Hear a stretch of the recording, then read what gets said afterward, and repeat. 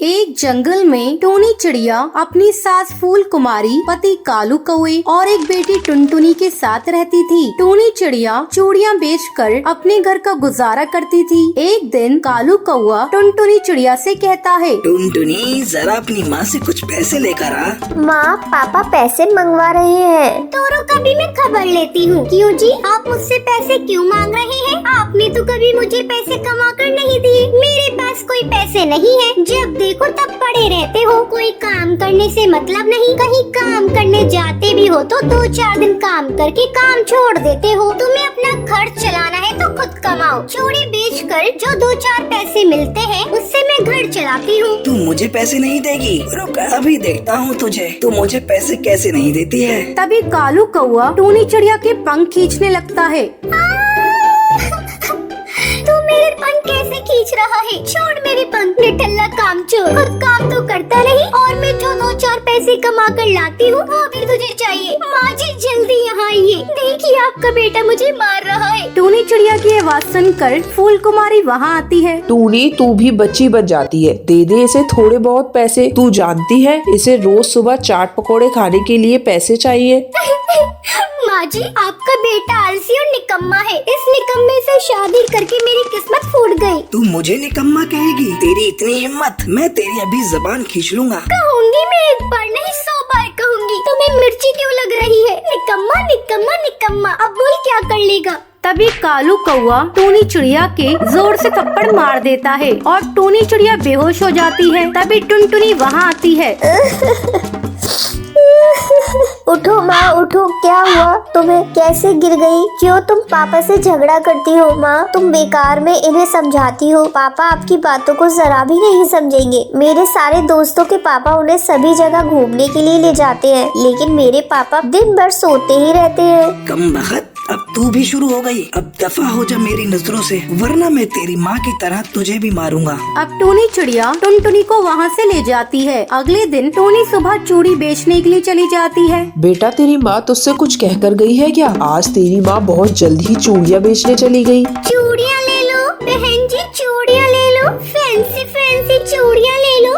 अरे ओ चूड़ी वाली, बड़ी जल्दी आज चूड़ी बेचने के लिए आ गई। हाँ बहन, अभी त्योहार का दिन चल रहा है, इसलिए सोचा सुबह सुबह बेच दूं। हाँ, तू ये तो बिल्कुल ठीक कह रही है। अरे ये तेरे चेहरे पे चोट के निशान कैसे है? क्या बताऊं दीदी, मेरा पति मुझे बहुत मारता है। हम गरीबों की जिंदगी ऐसी ही होती है। मैं चूड़ियाँ बेचकर पैसे कमाती हूँ और पति छीन लेता है, और जब कभी पैसे नहीं देती हूँ तो मार पिटाई करता है। टूनी की दर्द भरी कहानी सुनकर बबली चिड़िया उससे सारी चूड़ी खरीद लेती है और टूनी चिड़िया बहुत खुश होती है। तो ये थी आज की कहानी। क्या आपको पता है टूनी चिड़िया सुबह सुबह क्या बेचने गई थी? अगर आपको पता है तो आप हमें कमेंट करके जरूर बताएं। अगर आपको ये वीडियो पसंद आई हो तो इसे लाइक, और ऐसी कहानियाँ देखने के लिए मेरे चैनल को सब्सक्राइब करना न भूलें। जंगल में एक पेड़ पर रानी चिड़िया का घोंसला था। एक दिन कहीं से एक कौवा उड़ता हुआ आया और चिड़िया के घोंसले के पास बैठ गया। उसने चिड़िया से प्यार से बातें की और दोनों में दोस्ती हो गई। उस दिन के बाद से कौवा रोज रानी चिड़िया से मिलने आने लगा। दोनों ढेर सारी बातें करते और एक दूसरे के साथ टाइम बिताते थे। कई बार खाने की तलाश में भी साथ साथ जाते थे। एक दिन कौवा और चिड़िया खाने की तलाश में निकले। उड़ते उड़ते वो एक गांव में पहुँचे। वहाँ एक घर के आंगन में चटाई पर मिर्चें सूख रही थी। जब कौवे की नजर लाल मिर्च पर पड़ी, वो चिड़िया से बोला, देखो देखो लाल मिर्च। दोनों नीचे चटाई के पास आकर बैठ गए। चिड़िया बोली, चलो एक कंपटीशन करते हैं, देखे कौन ज्यादा मिर्चें खा पाता है। ठीक है, लेकिन जो जीता वो दूसरे को खा जाएगा। कौवा कंपटीशन के लिए तैयार हो गया। चिड़िया ने सोचा कौवा मजाक कर रहा है, इसलिए वो भी तैयार हो गई। दोनों ने मिर्चें खाना शुरू किया। चिड़िया ईमानदारी के साथ मिर्च खा रही थी, लेकिन कौवा चिड़िया से नजर बचाकर बेईमानी करने लगा। कौवा कुछ मिर्चें खाता और कुछ को चटाई के नीचे छिपा देता। इस बेईमानी की वजह से कौवा जीत गया। जीत की खुशी में वो चिल्लाया, मैं जीत गया, अब मैं तुम्हें खा जाऊंगा। कौवे की बात सुनकर रानी चिड़िया बहुत दुखी हुई। वो तो कौवे को अपना दोस्त दोस्त समझती थी, लेकिन कौवे ने अपना असली रंग दिखा ही दिया। कौवा चिड़िया को खाने के लिए उतावला होने लगा। तब चिड़िया बोली, ठीक है, तुम मुझे खा सकते हो, लेकिन मुझे खाने से पहले अपनी चोंच धो कर आओ। पता नहीं तुम क्या क्या खाते हो और तुम्हारी चोंच बहुत गंदी रहती है। कौवा चिड़िया की बात मान गया और उड़कर नदी किनारे चला गया। जब उसने नदी से पानी मांगा तो नदी बोली, मैं तुम्हें पानी देने को तैयार हूँ, लेकिन पहले एक मटका लेकर आओ, उसमें जितना चाहो उतना पानी ले जाना। कौवा उड़ता हुआ कुम्हार के पास गया। सुनो, मेरे लिए एक अच्छा सा मटका बनाओ। कुम्हार बोला, मैं तुम्हारे लिए मटका बना दूंगा, लेकिन उसके लिए मुझे मिट्टी की जरूरत होगी। अभी मेरे पास मिट्टी नहीं है, मुझे थोड़ी मिट्टी ला कर दो। कौवा उड़ता हुआ खेत में पहुंचा और अपनी चोंच से मिट्टी खोदने लगा। तभी धरती बोली, पूरी दुनिया जानती है तुम कूड़ा और गंदगी खाते हो। मैं अपनी मिट्टी पर तुम्हें चोंच नहीं मारने दूंगी। अगर तुम्हें मिट्टी चाहिए तो फावड़ा लेकर आओ। कौवा लोहार के पास गया और उससे बोला, मुझे एक फावड़ा बना कर दो। लोहार बोला, अगर तुम्हें फावड़ा चाहिए तो मुझे आग ला कर दो। कौवा पास में एक किसान के घर गया। वहाँ किसान की पत्नी खाना बना रही थी। कौवा उससे बोला, मुझे आग चाहिए। किसान की पत्नी ने चूल्हे में जलती हुई लकड़ी निकाल कर कौवे की चोंच पर रख दी। आग की चपटें उसके पंखों पर लग गयी। कुछ ही देर में कौवा जलकर राख हो गया। तो इस तरह कौवे को अपनी धोखे की सजा मिल जाती है। तो ये थी आज की कहानी। अगर आपको ये कहानी पसंद आई हो तो इसे लाइक और ऐसी कहानियाँ देखने के लिए मेरे चैनल को सब्सक्राइब करना ना भूलें। अहम कौवे और जिगरबाज की शादी की उम्र निकलती जा रही थी। अहम कौवा 40 साल का और जिगरबाज 35 साल का हो चुका था। एक दिन कोकिला मैना अपनी ननंद उर्मिला कोयल से कहती है, उर्मिला कोयल, मेरा मन बहुत बेचैन रहता है। हमारे पास सब कुछ है, इतना धन दौलत है, लेकिन फिर भी अहम कौवे और जिगरबाज के लिए कोई रिश्ता क्यों नहीं आ रहा है? उनकी शादी की उम्र भी निकलती जा रही है। अरे कोकिला भाभी, आप चिंता क्यों कर रही है?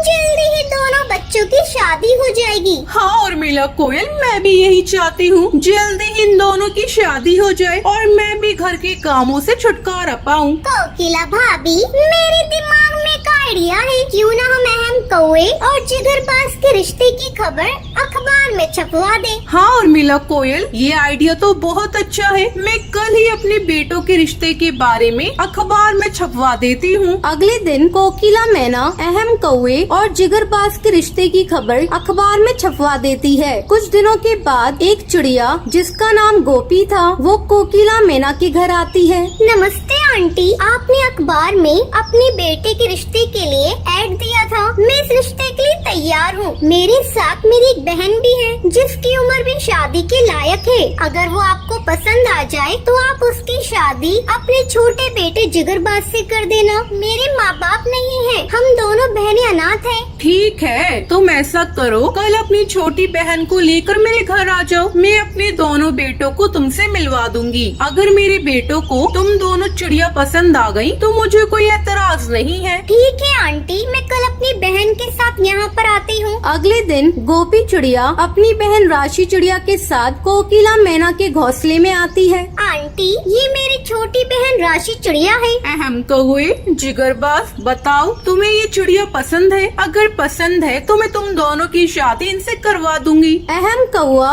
गोपी चिड़िया को पसंद करता है और जिगरबाज राशि चिड़िया को पसंद करके वहाँ से चले जाते हैं। कोकिला मैना गोपी चिड़िया से कहती है, देखो गोपी चिड़िया, तुम अपने घर में बड़ी हो, तुम्हारे माँ बाप तो है नहीं, इसलिए मैं तुमसे कह रही हूँ, मैं शादी जल्दी करना चाहती हूँ। तुम दोनों बहनों को अपनी बहू बनाना चाहती हूँ। तुम ऐसा करो, कल से ही मेरे घर पर रहने आ जाओ। मैं तुम्हारे लिए कल से ही जेवर बनवाना शुरू करती हूँ। अगले दिन गोपी चिड़िया राशि चिड़िया के साथ फिर से कोकिला मैना के घर आती है। उर्मिला कोयल, आज से ये दोनों बहनें आपके कमरे में सो जाएंगी। अच्छा है जितनी जल्दी शादी का काम निपट जाए। हाँ कोकिला भाभी, शादी भी एक बड़ी जिम्मेदारी का काम है। अच्छा है जल्दी से हो जाए। गोपी चिड़िया यहाँ बैठो, मैं अभी सारे जेवर लेकर आती हूँ। उनमें से जो भी तुम्हें पसंद आए वो तुम दोनों ले लेना, और अगर पसंद नहीं आए तो मैं इन्हें तुड़वा कर तुम्हारी पसंद के बनवा दूंगी। कोकिला मैना सारे जेवर लाकर गोपी चिड़िया और राशि चिड़िया के सामने रख देती है। दोनों बहनें गहनों को देखकर सोचने लगती हैं। शादी के बाद हम दोनों लुटेरी दुल्हन ये सारे जेवर लेकर रफू चक्कर हो जाएंगी, फिर सर पकड़कर